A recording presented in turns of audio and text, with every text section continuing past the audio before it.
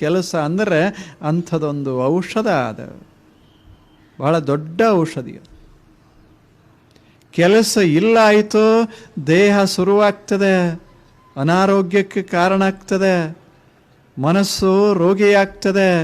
ಅಶಕ್ತವಾದ ಮನಸ್ಸ, ಅಶಕ್ತವಾದ ದೇಹ, ನಿಷ್ಕ್ರಿಯವಾದಂಥ ಮನಸ್ಸ, ನಿಷ್ಕ್ರಿಯವಾದಂಥ ದೇಹ ರೋಗದ ತಾಣಗಳಾಗ್ತವಷ್ಟೇ ಅಂತ ಹೇಳಿದರು. ಇವರು ಹೇಳಿದವರು ದೊಡ್ಡ ವೈದ್ಯರು, ಸಂಶೋಧಕರು.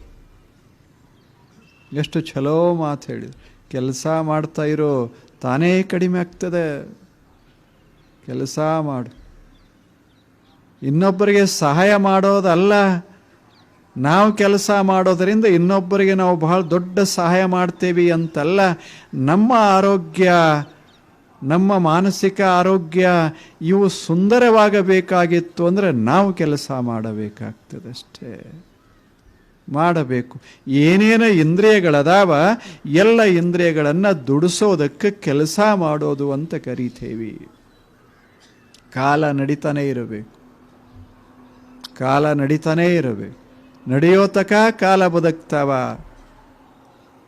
ಕಾಲಿರೋ ತಕ ನಡಿಬೇಕು, ನಡೆಯೋ ತಕ ಕಾಲ ಬದುಕ್ತಾವ. ಎಂದ ನಡೆಯೋದು ನಾವು ಮುಗಿಸ್ತೇವಿ, ಕಾಲ ಅಂತಾವ ಮುಗಿತಲ್ಲ ನಂಬುದು, ನಾವು ಹೋಗ್ತೇವಿ ಅಂತಾವ. ಹಿಡಿಯೋ ತಕ, ಕೆಲಸ ಮಾಡೋ ತಕ ಕೈ ಬದುಕ್ತಾವ, ಇಲ್ಲದೆ ಇದ್ರೆ ಹೋಗ್ತಾವ. Use them or you will lose them. Arms and hands, you have to use them. They are there to use them. If you do not use them, you will definitely lose them.